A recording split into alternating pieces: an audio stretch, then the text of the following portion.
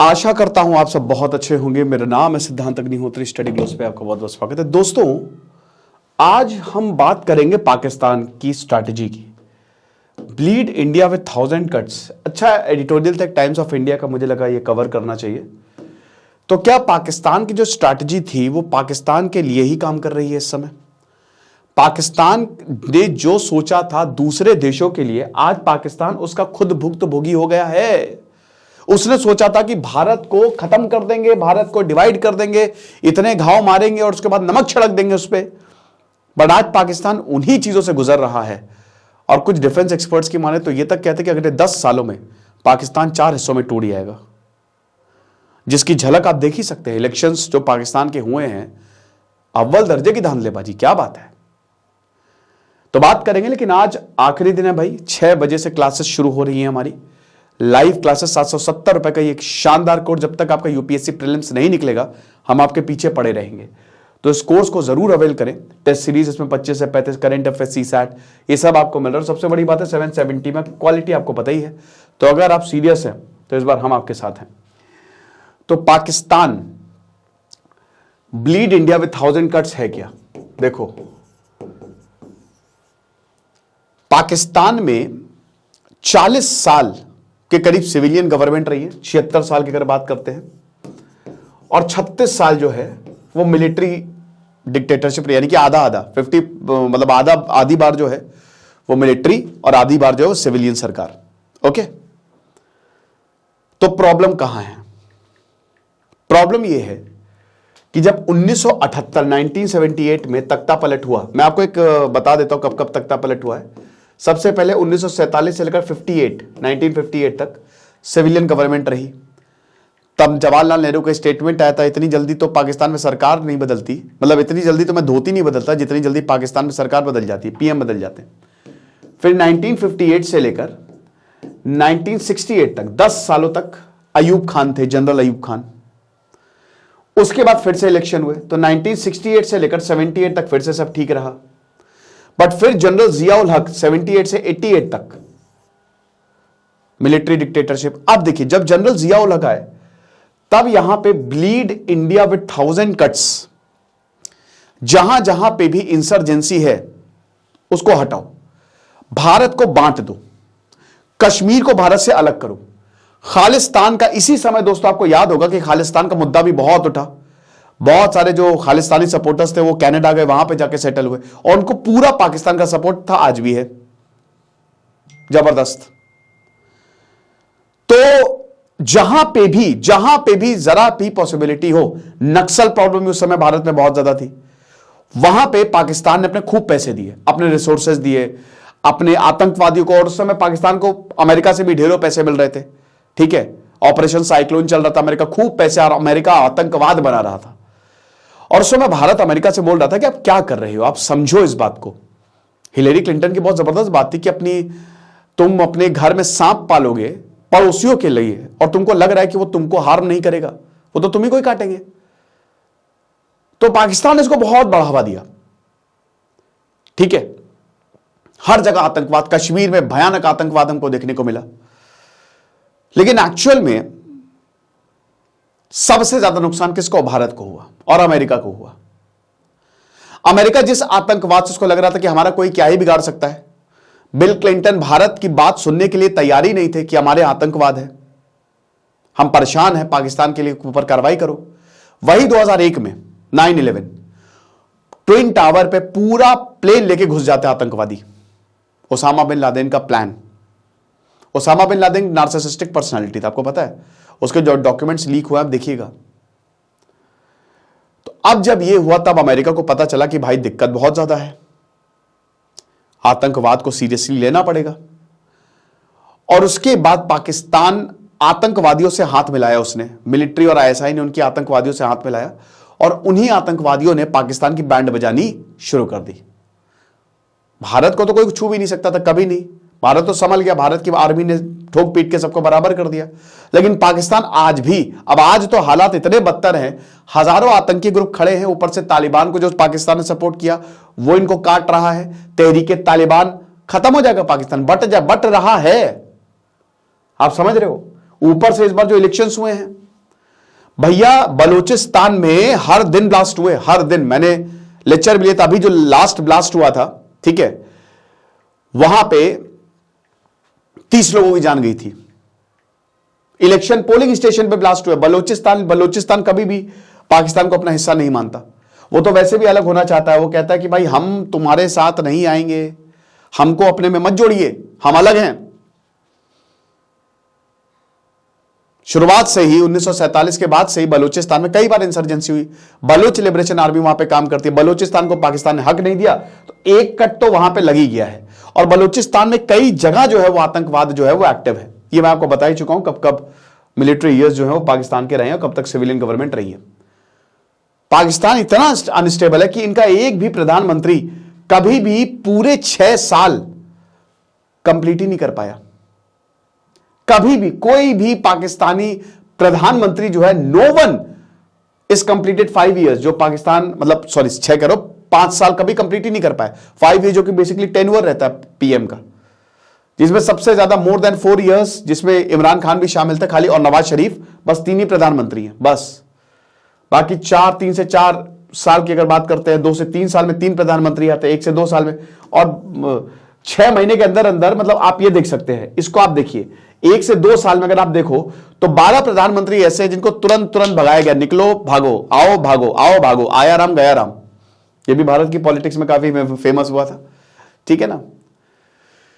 अब टेन्योर्स की बात करें तो 7 को तो प्रेसिडेंट ने डिसमिस किया, और प्रेसिडेंट के ऊपर कौन चलता है? आर्मी। आर्मी ने बोला, प्रेसिडेंट ने डिसमिस कर दिया। सुप्रीम कोर्ट ने डिस्क्वालीफाई किया 6 प्रधानमंत्रियों को। इंटरिम पीएम जैसे जो अभी हालात हैं वो 6 हैं। रिजाइंड 5 ने किया। मिलिट्री मतलब तख्ता पलट 3 बार हुआ है। इंजीनियर्ड को 1 बार, असैसिनेटेड 1, ठीक है, और वही बेनजीर भुट्टो, और लॉस्ट नो कॉन्फिडेंस 1, ये इमरान खान, ठीक है। इमरान खान वाला सबसे सही तरीके से इमरान खान गए थे, सबसे इज्जत वाली, बड़ी इज्जत दी गई थी यहां पे, वरना तो आर्मी सीधा फांसी पे ही लटकाती है। खैर जेल में अभी भी इमरान खान, फांसी पे लटक भी सकते हैं, लेकिन अभी जो इलेक्शन के रिजल्ट आए वो कुछ और ही बोल रहे हैं। बहुत जबरदस्त पाकिस्तान ऐसे बीच में लटक रहा है। क्या होगा पाकिस्तान का भविष्य? जुल्फिकार अली भुट्टो को फांसी दे दी गई, 3 साल 10 महीना। जियाउल हक आए थे, जियाउल हक को बंदर बंदर कहते थे जुल्फिकार अली भुट्टो, उसी ने काम तमाम कर दिया। नवाज शरीफ अगेन 2 साल रहे, ये 1990 से लेकर 1993 तक प्रेसिडेंट को ने भगा दिया इनको। मोहम्मद जुनेजा, भाई इनकी क्या ही बात करें, इनकी तो आपने इनका नाम भी नहीं सुना होगा क्योंकि उस समय जियाउल हक थे। गवर्नमेंट ही डिसॉल्व हो गई। बेनजीर भुट्टो की बात करते हुए असैसिनेट कर दिया गया था 1993 से 1996 तक, इनको भी सरकार इनकी डिसमिस कर दी गई। फिर से नवाज शरीफ है, मार्शल लॉ आ गया, परवेज मुशर्रफ ने जो है वो सत्ता छीन ली। बेनजीर भुट्टो ये 1988 से 90 तक, ये जमाली, ये भी इनका भी इन्होंने रिजाइन कर दिया। ये सब जो छोटे छोटे प्राइम मिनिस्टर है ना, इनकी कोई औकात नहीं थी, कोई बिसात नहीं थी, ये बस आए गए, ऐसा हिसाब किताब था। शिदात हुसैन, उन्होंने रिजाइन कर दिया। रिजाइन किया नहीं, रिजाइन करवाया गया। शौकत, और कुछ लोग इसलिए रिजाइन करते थे कि उनकी चलनी नहीं है, वो खाली नाम मात्र के प्रधानमंत्री है। शौकत अजीज जो है, इन्होंने अपना पार्लियामेंट टर्म कंप्लीट किया, फिर बाद में कंप्लीट करके निकले ये, ठीक है ना। उसके बाद यूसुफ रजा गिलानी, इनको पाकिस्तान के सुप्रीम कोर्ट ने बोला कि बेटा तुम तो करप्टेड हो, निकलो यहां से। नहीं, नवाज शरीफ, फिर उसके बाद ये 2017 में इनको भागना पड़ा। ये सबसे लंबे समय तक रहे थे। और इमरान खान, अभी तो खेल खत्म है, ये थोड़ा सा पुराना मैप है, तो इमरान खान भी निकल ही गए, है ना। तो ये चीज है। अब बहुत सारे पॉलिटिशियंस, जिसमें आसिफ अली जरदारी भी हैं, वो चाहते हैं कि चीजें ठीक हों, बट प्रॉब्लम यह है कि वो पब्लिक रैलीज और मीटिंग्स नहीं करना चाहते। एक्सट्रीमिस्ट वायलेंस जो है वो लगातार, जब से तालिबान आया है अफगानिस्तान में, तब से हमको हद से ज्यादा पाकिस्तान में भी एक्सट्रीमिज्म देखने को मिला है। तालिबान को लाया कौन? पाकिस्तान। भारत, जैसा कि हमने बताया, चाहे 2001 के पार्लियामेंट्री अटैक हो, चाहे 26/11 हो, चाहे उससे पहले कश्मीर में प्रॉब्लम हो, तो पाकिस्तान हमेशा भारत के लिए प्रॉब्लम क्रिएट करता रहा है और करता रहेगा। पुलवामा अटैक भी उसी का ही। लेकिन पिछले 10-12 सालों में, जब से एनआईए बना है, तब से भारत में कोई बड़ा अटैक जो है वो नहीं हुआ है। भारत का जबरदस्त सर्जिकल स्ट्राइक्स हुई 2016 में। भारत ने ये बता दिया, भाई देखो, यहां पे अभी जो किताब रिलीज की, ठीक है, उसमें मैंने आपको उसमें वो बताया था, उसमें एग्जर्ट पढ़ के बताया था कि उसमें इमरान खान की बैंड बजी हुई थी। जब बालाकोट स्ट्राइक हुई थी और अभिनंदन को जब पाकिस्तान की कस्टडी में था तो भारत लगभग युद्ध कर देता। हालत खराब थी यहां पे, रातों रात इमरान खान ने फोन किया था कि भैया मोदी जी से बात कराइए आप तुरंत। नहीं हो पाई थी बात, तो अगले दिन जो है, अगले दिन फिर उसके बाद रिलीज कर दिया था अभिनंदन को, डर के मारे। यह चीज है। तो अब भारत तो दिखा दिया कि भैया तुम कुछ भी कर लो, हमारा क्या ही उखाड़ पाओगे। लेकिन पाकिस्तान में 80% टेरर अटैक्स में राइज हमको देखने को मिला है। आप ये समझिए कि हर 14 घंटे में एक अटैक होता है पाकिस्तान की इस समय यह हालत है। और वायलेंस रिलेटेड फेटेलिटीज 1463 इंजरीज हुई हैं, 789 टेरर अटैक्स। मतलब आप समझ रहे हो, हर दिन एक अटैक हो रहा है। हर दिन नहीं, हर दिन में 2 अटैक हो रहे हैं एक तरीके से। और काउंटर टेरर ऑपरेशन जिसमें 1000 फैसिलिटीज सिविलियंस और सिक्योरिटी फोर्सेस मतलब पर्सनल्स की हमको देखने को मिली है। प्री पोल वायलेंस भयानक, बलूचिस्तान में तो ऐसी की तैसी करके रखी हुई है। ट्विन बॉम्ब ब्लास्ट हमको 2 शहर यहां पे, दो एक के बाद एक तगड़े से यहां पे बॉम्ब ब्लास्ट हमको देखने को मिले। खैबर पख्तूनवा की बात आ जाओ, वहां पे आपका तहरीके तालिबान पाकिस्तान एक्टिव है। खैबर पख्तूनवा में तो यह बोला जा रहा है कि कुछ गांव में तो तहरीके तालिबान पाकिस्तान टैक्स लगाता है। और ये टीटीपी जो है वो 2007 में बना, 2007 में बना। और यहां पे कराची मतलब सिंध में और इधर खैबर पख्तूनवा में भयानक एक्टिव है ये लोग। इतने ज्यादा, देखिए पाकिस्तानी सरकार को टीटीपी के साथ आपको पता है एग्रीमेंट करना पड़ा था कि हम तुमको गिरफ्तार नहीं करेंगे, तुम्हारे आतंकियों को छोड़ देंगे, बदले में तुम हमला मत करना। बट ऐसा हुआ नहीं। ये अभी पिछले साल जो एग्रीमेंट जो है वो कैंसिल हुआ, उसके बाद भयानक हमले बढ़े टीटीपी। और अब तालिबान जो है, पाकिस्तान को लगा था कि तालिबान आएगा अफगानिस्तान में सब सही हो गया, लेकिन इनके लिए सब कुछ गड़बड़ हो गया है क्योंकि तालिबान अपनी चला रहा है। बलूचिस्तान की बात करें तो गैस रिच प्रोविंस है। ईरान से अभी पाकिस्तान के अंदर हमला कर लिया, ठीक है। Baloch nationalist Balochistan liberation army जो है वो लगातार काम कर रही है। शिस्तान बलूचिस्तान ईरान में भी है, ठीक है ना। और फोर्सेस को ये अटैक करते हैं, ठीक है। अब एक और टीजेपी तहरीके जिहाद पाकिस्तान, ठीक है, ये बन गया। अब ये क्या करता है, ये तो स्पेशली सिक्योरिटी फोर्सेस पे हमला करता है, लेकिन ये हमला बड़ा डेंजरस करते हैं। ये सुसाइड बॉम्बर्स है सबके सब। ये जाते हैं बाइक में जाएंगे, अपने अंदर बम लगा के जाएंगे, फट जाएंगे और साथ में सब फट जाते हैं। पुलिस वाले हो गए, आर्मी वाले हो गए, एयरफोर्स वाले हो गए, सब कुछ। और बलूचिस्तान लिबरेशन आर्मी ने तो इस बार बोल ही दिया था कि we are at war with Pakistan. Pakistan का तालिबान, भाई देखो चोर मौसेरे भाई, दुश्मन का दुश्मन मेरा दोस्त। तो यहां आतंकवादी सब एक हैं भाई। वो तो चाह ही रहे हैं कि पाकिस्तान में आर्मी को फेंक दें, उठा के सिविलियन गवर्नमेंट को फेंक दें, और हम आतंकवादियों का जैसे तालिबान अफगानिस्तान में हो रहा है ना, वैसे समूह लेके आए। 70% मिलिटेंट अटैक्स हमको देखने को मिले हैं पिछले साल, लास्ट ईयर की बात करते हैं, जिसमें लगभग 1550 फेटिलिटीज हुई, 1463 इंजरीज हुई, भयानक। और ओवरऑल फैटिलिटीज भी बहुत ज्यादा यहां पे हमको देखने को मिली है। ये आप देख सकते हैं कि 1500 लोगों की जानें गई हैं। अगर हम बात करते हैं टोटल फेट 2024 में तो हम यहां पे हैं, लेकिन ये देख सकते हैं ना आप सिविलियंस भी, हालांकि इसमें सिविलियंस कम मरे हैं, ज्यादातर सिक्योरिटी पर्सनल्स, बट फिर भी सिक्योरिटी फोर्सेस में अटैक आप देख सकते हैं कितना ज्यादा हुआ। और ये पिछले 20 सालों में पाकिस्तान में हाईएस्ट है। सबसे ज्यादा पाकिस्तान में अभी तक अटैक इस साल हुए हैं। खैबर पख्तूनवा का मैंने आपको बताया कि टेररिज्म बहुत ज्यादा है, 84% जिसमें टेररिज्म है वो इसी पीरियड में, इसी साल हुए हैं। और इस्लामाबाद को लगता है, मतलब उन्होंने बोला है कि स्टैगरिंग 69% मिलिटेंट अटैक्स और 81% इंक्रीज डेथ्स हमको देखने को मिली है। जब हर 14 घंटे में अटैक हो रहे हैं तो आप समझ ही सकते हैं, ठीक है ना। फेटेलिटीज वायलेंस के थ्रू आप देखिए 1584, 2022 में कहां पे ही खाली 980 था, अभी 1584 पे पहुंच गया है। मिलिटेंट अटैक्स 380 से डबल हो गए लगभग, ठीक है। और यही क्लिंटन का बयान था कि भैया अगर तुम सांप पालोगे अपने पिछवाड़े तो तुम्हारे पिछवाड़े में ही काटेगा वो, है ना। तो दिल्ली ने कई बार बोला, भारत ने कई बार बोला, पाकिस्तान के एम्बेसडर को बोला कि भाई आतंकवाद पे कंट्रोल करो। 26/11 पे पूरा डोजियर दिया, ठीक है ना, कि हेडली को प्रोसिक्यूट करो, हमको हाफिज सईद सौंपो। हाफिज सईद की पार्टी इलेक्शन लड़ रही थी, खैर जीती नहीं वो, लेकिन यहां पे दिल्ली ने बकायदा इस पे रेस किया। उसी समय अगर पाकिस्तान एक्शन ले लेता तो आज पाकिस्तान के हालात बहुत सही रहते, भारत से भी अच्छी दोस्ती रहती, बहुत बढ़िया रहते। लेकिन ऐसा हुआ ही नहीं, क्योंकि लगातार इनकी आर्मी ने सपोर्ट किया है किसको, आतंकवाद को। लगातार, ठीक है ना। और तालिबान ने, देखिए तालिबान जो है, तालिबान पे ये बहुत ज्यादा रिलाय करते हैं, ठीक है ना। आप ये समझिए कि तालिबान को, जब पाकिस्तान तालिबान को सपोर्ट किया तो बहुत पाकिस्तान वाले भैया भैया चलो अमेरिका भाग रहा है, तालिबान आगे, लेकिन मैंने आपको तभी बोला था कि ये बस कुछ ही समय की बात है। इस समय पाकिस्तान जो है वो दुनिया की सबसे अनसेफ सिटी जो है वो बन गया है, बुरी हालत है, ठीक है ना।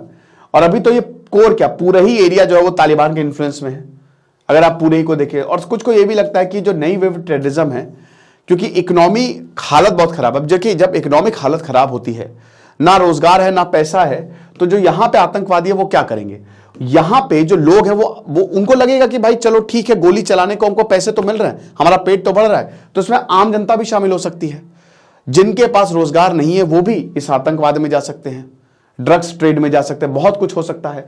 तो बेसिकली यहां पे जो इकोनॉमिक इनका जो प्रॉब्लम है, ठीक है ना, वो एकदम जुड़ी हुई है जो जिहादिस्ट मूवमेंट है, क्योंकि किसी के पास कुछ करने को है नहीं। जब आप बिजी रहते हैं तो वही कहना खाली दिमाग शैतान का, तो यहां पे है ही नहीं कुछ वहां पे करने के लिए। महंगाई ज्यादा, लोग फ्रस्ट्रेटेड है, लोग गुस्से में है, और ये कहीं ना कहीं जो है वो ये नहीं समझ रहे हैं।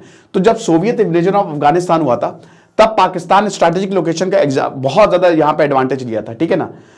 लेकिन अब अभी भी वही प्रॉब्लम हमको देखने को मिल रही है जो उस समय था। बहुत सारे पाकिस्तानियों ने उस समय जो जिहाद था, जिहादिस्ट मूवमेंट जो पूरा चला था, उसको ज्वाइन किया था। पाकिस्तान तालिबान की अगर बात करते हैं तो हर जगह ये एम्बुश कर रहे हैं, ठीक है। ये मैं आपको बता ही चुका हूं कि कहीं ग्वादर में बॉम्ब ब्लास्ट, और चाइना वाले भी बड़े डरे हुए हैं कि भाई ये तो एक के बाद एक हमारे ऊपर हमला करते हैं, क्या करें। कई बार जैसे अभी बस पे हमला कर दिया, ठीक है, तो चाइनीज इंजीनियर्स उसमें मारे गए थे। हालांकि पुरानी न्यूज है, बट फिर भी डर तो बहुत ज्यादा है ना।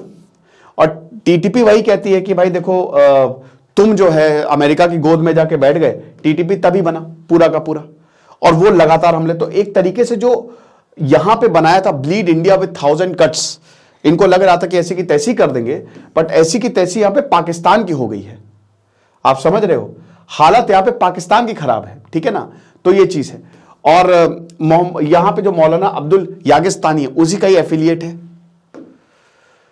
बाकी बलोच सेपरेटी से सब मैं आपको ऑलरेडी बता ही चुका हूं, तो इसको रिपीट करने का कोई ज्यादा फायदा नहीं है। ओके, अच्छा चाइना क्या कर रहा है। चाइना पाकिस्तान को बहुत सपोर्ट करता है, लेकिन चाइना को यह भी समझना पड़ेगा कि भाई आतंकवाद जो है वो किसी के सगे तो होते नहीं है। सपोर्ट तो ठीक है, बट ये तो आतंकवादी है, ये किसी के सगे थोड़ी ना है। और चाइना अपने इंटरेस्ट के लिए काम करता है। चाइना ने भी इसमें, चाइना का भी बहुत बड़ा रोल है कि जब जब आतंकवाद के लिए कोई रेजोल्यूशन आया वो पीछे कर लिया गया चाइना की वजह से। तो ये हालात है, बहुत बुरे हालात है। ये लेक्चर था, आई होप आपको पसंद आया होगा। हमारे कोर्स को जरूर अवेल करें। आज शाम 6 बजे से क्लासेस जो है वो शुरू होंगी। खुश रहिए, पढ़ते रहिए। दिस इज सिद्धांत अग्निहोत्री साइनिंग ऑफ।